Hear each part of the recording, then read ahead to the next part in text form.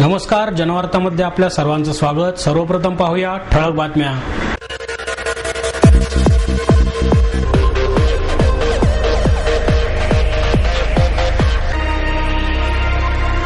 गणेशोत्सवानिमित्त विविध सार्वजनिक गणेश मंडळांच्या वतीने आकर्षक देखाव्यांचे सादरीकरण. पुणे फेस्टिवल आंतरराष्ट्रीय पातळीवर पोहोचवण्यासाठी सर्वांचा पुढाकार आवश्यक आहे. फेस्टिवलच्या उद्घाटन समारंभातील सूर. शहरात तसेच धरणांच्या पाणलोट क्षेत्रात दमदार पाऊस झाल्याने खडकवासला धरणातून पाणी सोडणे सुरू. आणि साहित्य वाचनाने विस्तृत दृष्टिकोन तयार होतो, ज्येष्ठ सामाजिक कार्यकर्ते डॉक्टर अनिल अवचट यांचं मत. गणेशोत्सवानिमित्त विविध सार्वजनिक गणेश मंडळांच्या वतीने आकर्षक देखाव्यांचे सादरीकरण करण्यात आले आहे.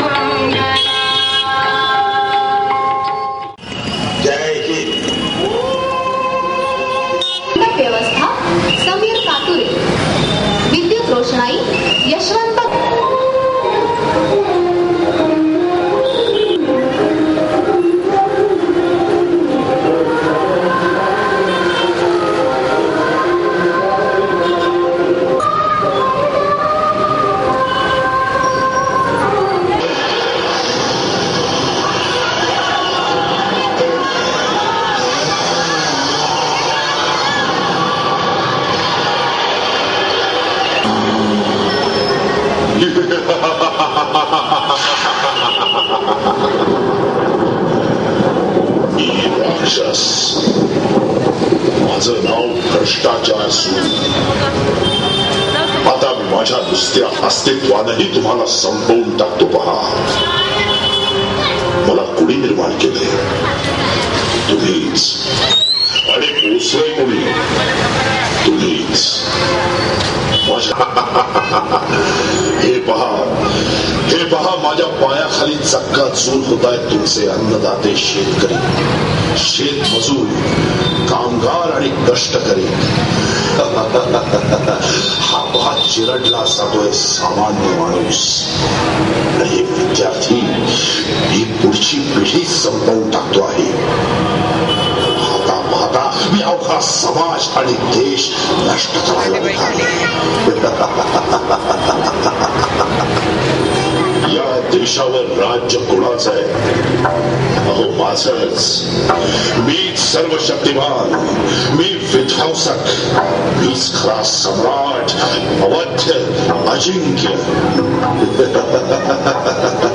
मी तुमच्यातला विवेक संपवतो, जाणीव संपवतो आणि तुम्हाला अस्तित्वहीन बनवतो. सच्शील हिंदुस्थानच्या गप्पा मारत होतात ना, इथल्या इतिहासाचे गोडवे गात होतात ना, पहा मी या देशाची कशी दुर्दशा केली आहे. मला आणखी थोडं पोचलं तर मी या देशाचं अस्तित्वही संपवून टाकू शकतो आणि तुमच्या पुढच्या पिढीला सुखात जगण्यासाठी मी काहीही शिल्लक ठेवणार नाही.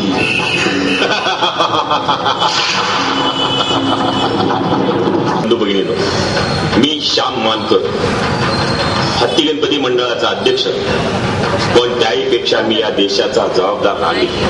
त्याचा बिमोड पुणे फेस्टिवल आंतरराष्ट्रीय पातळीवर पोहोचवण्यासाठी सर्वांचा पुढाकार आवश्यक आहे, असा सूर फेस्टिवलच्या उद्घाटन समारंभात उमटला. विविध रंगारंग कार्यक्रमांच्या माध्यमातून भारतीयच नाहीत तर परदेशी प्रेक्षकांचीही सांस्कृतिक भूक भागवणाऱ्या पुणे फेस्टिवलचे उद्घाटन ज्येष्ठ चित्रपट निर्माता दिग्दर्शक सुभाष घई यांच्या हस्ते करण्यात आले. तसेच फेस्टिवल निमित्ताने ज्येष्ठ अस्थितज्ञ डॉक्टर के.एच. संचेती आणि ज्येष्ठ शिक्षणतज्ञ सिम्बॉयसिसचे संस्थापक अध्यक्ष डॉक्टर शांब मुजुमदार यांना पुरस्कार देऊन सन्मानित करण्यात आले. कार्यक्रमास राज्याचे वनमंत्री डॉक्टर पतंगराव कदम, सहकार मंत्री हर्षवर्धन पाटील, आमदार विनायक निमण, रमेश बागवे, कमल व्यवहारे, ज्येष्ठ दिग्दर्शक जब्बार पटेल, जर्मनी येथील कुका ग्रुपचे टील रॉयटर, अमेरिकेतील लॉरेन्स ग्रेप्स, पुण्याचे उपमहापौर प्रसन्न जगताप, जिल्हाधिकारी विकास देशमुख, काँग्रेसचे शहराध्यक्ष अभय छाजेड, मधुर बजाज, फेस्टिवलचे प्रमुख संयोजक कृष्णकांत कुदळे, सबीना संघवी, गायत्री देवी पटवर्धन आदी उपस्थित होते. यावेळी बोलताना सुभाष घई म्हणाले की संगीत, नृत्य, कला यांनी सजलेला आणि देश विदेशात पोहोचलेला पुणे फेस्टिवलचा 2 वर्षांनंतर होणारा रौप्य महोत्सवी समारंभ आंतरराष्ट्रीय पातळीवर पोहोचवण्यासाठी सर्वांनी आजपासूनच तयारीला सुरुवात करावी. कलमाडी यांनी हा महोत्सव अनेक देशांपर्यंत पोहोचवला. आता त्याची नोंद इतिहासात कशी होईल या पद्धतीने आपण प्रयत्नशील राहिले पाहिजे, असेही त्यांनी सांगितले. पतंगराव कदम म्हणाले की पुणे फेस्टिवल केवळ पुणे शहरापुरता मर्यादित राहिला नसून त्याचे लोण संपूर्ण देशात पसरले आहे. शिक्षणाचे माहेरघर म्हणून ओळखल्या जाणाऱ्या पुण्याने फेस्टिवलच्या माध्यमातून सांस्कृतिक क्षेत्रातही मोठे काम केले आहे. खासदार सुरेश कलमाडी यांनी गेली 22 वर्षे हा महोत्सव उत्तम पद्धतीने साजरा केला. आजही या महोत्सवाच्या आयोजकांनी जोमाने सुरुवात केली आहे. हर्षवर्धन पाटील म्हणाले की 2 वर्षांनी पुणे फेस्टिवलचे रौप्य महोत्सवी वर्ष आहे.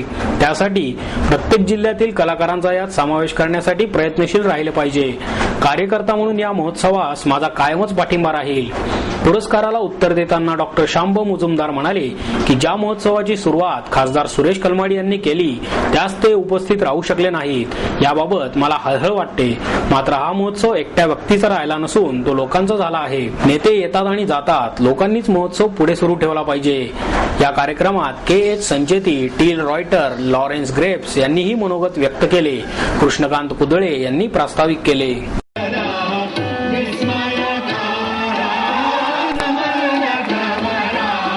Bismillah,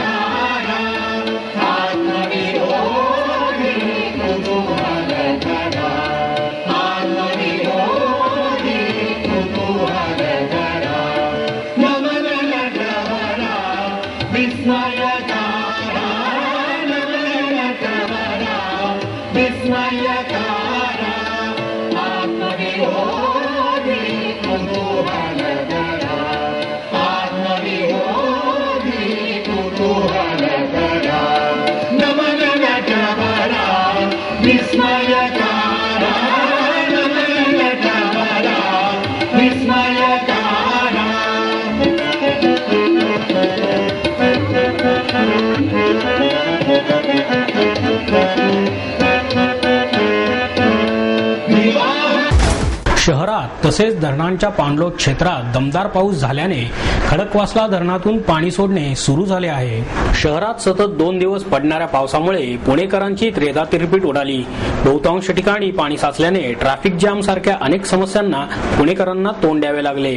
रस्त्यावर मोठ्या प्रमाणात पाणी साचल्याने आणि गटारे तुंबल्याने दुचाकी, चारचाकी वाहने बंद पडताना दिसत होती.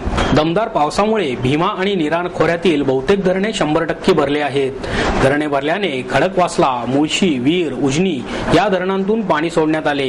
पावसाने दडी दिल्याने 15 दिवसांपूर्वी धरणे भरणार की नाही अशी चिंता असतानाच वरुणराजाची कृपादृष्टी झाल्याने भीमा आणि नीरा खोऱ्यातील सर्व महत्वाची धरणे 100% भरली आहेत. धरणे भरल्याने पिण्याच्या पाण्याबरोबरच शेतीच्या पाण्याचा प्रश्नही मार्गी लागला आहे. गेल्या आठवड्याभरात तसेच सध्या सुरू झालेल्या दमदार पावसामुळे प्रमुख धरणांमधून पाणी सोडावे लागले. खडकवासला धरणातून मुठा नदीत पाणी सोडण्यास सुरुवात झाली. या धरणातून 20,442 क्युसेक्स पाणी सोडण्यात येत होते. मात्र दिवसभरात धरणाच्या पाणलोट क्षेत्रातील पाऊस कमी झाल्याने सोडण्यात येणारे पाणीही कमी करण्यात आले. खडकवासला धरणातून पाणी सोडण्यात आल्याने भीमा नदीतील पाण्याची पातळी वाढली असून उजनी धरणही 2 दिवसांपूर्वीच 100% भरल्याने या धरणातूनही 10,000 क्युसेक्स पाणी सोडण्यात आले. मुळशी धरणातूनही 5,000 क्युसेक्स पाण्याचा विसर्ग सुरू आहे. काही धरणे वगळता पुणे पाटबंधारे विभागातील सर्वच धरणे 100% भरली आहेत.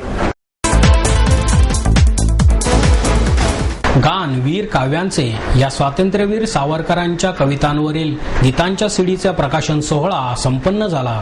स्वातंत्र्यवीर सावरकर यांच्या गान वीर काव्याचे या कवितांना लयबद्ध साथ चढवून सुंदर चालींच्या गीतांमध्ये रूपांतर करण्यात आले आहे.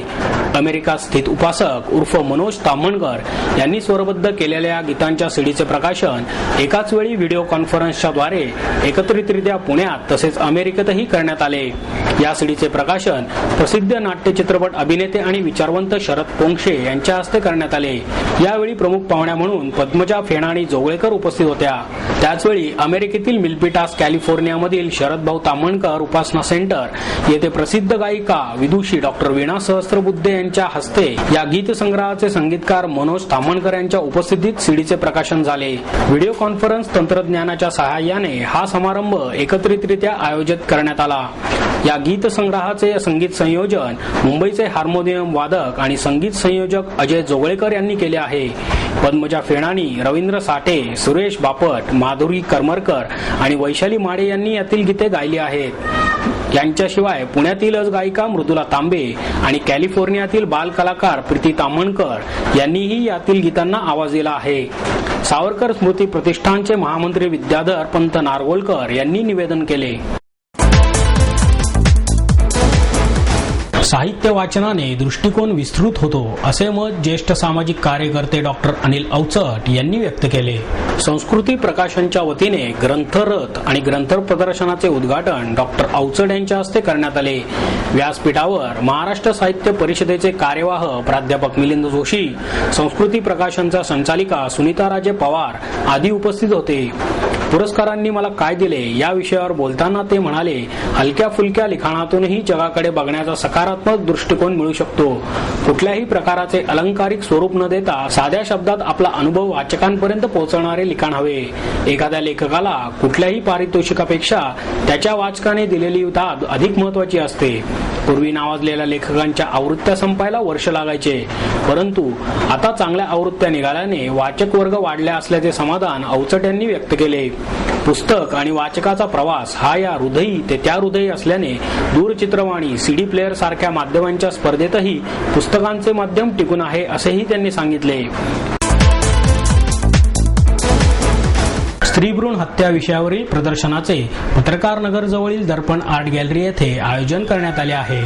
स्त्री आणि पुरुष यातील वाढते असमान प्रमाण ही बाब खरोखरच निसर्गाचा तोल ढासळणारी गंभीर बाब आहे. याविषयी सर्व स्तरातून प्रबोधन होण्याची आवश्यकता असल्याचे ओळखून राजेंद्र धवले यांनी आपल्या कलेतून तो संदेश देण्याचा प्रयत्न केला आहे. स्कल्पचर आणि चित्र यांच्या माध्यमातून हा संदेश देण्यासाठी त्यांनी 6 सप्टेंबर पर्यंत या प्रदर्शनाचे आयोजन केले आहे. स्त्रीभ्रूण हत्या हा विषय दिवसेंदिवस गंभीर होत आहे. अनेक स्तरातून त्याचे प्रबोधन करण्याचाही प्रयत्न सुरू असले तरी असे प्रकार आजही तेवढ्याच प्रमाणात आहेत. निरागस जीवाचे महत्त्व ओळखून ते जगवण्याची प्रेरणा देणारे हे प्रदर्शन आहे. फायबर आणि लाकूड यांचा वापर करून स्कल्पचर बनवण्यात आले आहेत. याचा रंग धवले यांनी जाणून बुजून पांढरा ठेवला आहे. जर याच झपाट्याने स्त्रियांची संख्या कमी होणार असेल तर जगाचा रंग आणि चैतन्य असेच उडून गेलेले असेल, असे धवले यांचे म्हणणे आहे. चित्रांसाठी ॲक्रेलिक रंगांचा वापर करण्यात आला आहे.